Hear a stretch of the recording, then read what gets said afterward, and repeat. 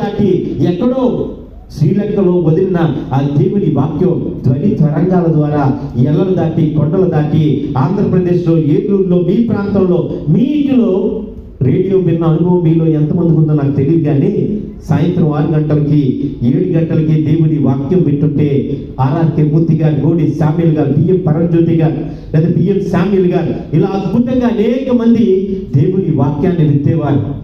మీ ప్రాంతంలో 5, 6, 7, 8 తారీఖుల్లో మీకు మన దైవజనులు దినకర్ గారు వచ్చారు.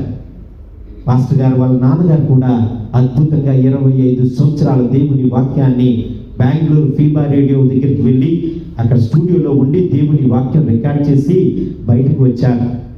కీర్తిశేషులు అనేక మంది మన్నా వర్తమానాలు ఎలీషా రాజయ్య గారికి తెలుసు, జ్యోతిరాజయ్య గారికి తెలుసు. మన్నా వర్తమానాలు గడిచిన ఒక 60 సంవత్సరాల క్రితం. ఒక మాట చెప్తాను, మన్నా మినిస్ట్రీస్ని, మన్నా చర్చెస్ని అమలాపురంలో ఎప్పుడు స్టార్ట్ చేశారండి? ఎవరన్నా చెప్పగలరా? 1966 సంవత్సరంలో స్టార్ట్ చేశారు. ఇప్పటికి 59 సంవత్సరాలు, 61 సంవత్సరాల ముందుగానే దేవుని వాక్యాన్ని మాట్లాడిన ప్రతి ఒక్కరూ కీర్తిశేషులు, అనేక మంది దైవజనులు, ఎర్నెస్ట్ కొమరాపల్లి గారు, వీళ్ళందరూ కూడా మన్నా వర్తమానాలు గాలిలోనికి వెదజల్లేవారు. ఒక అద్భుతమైన సాక్ష్యం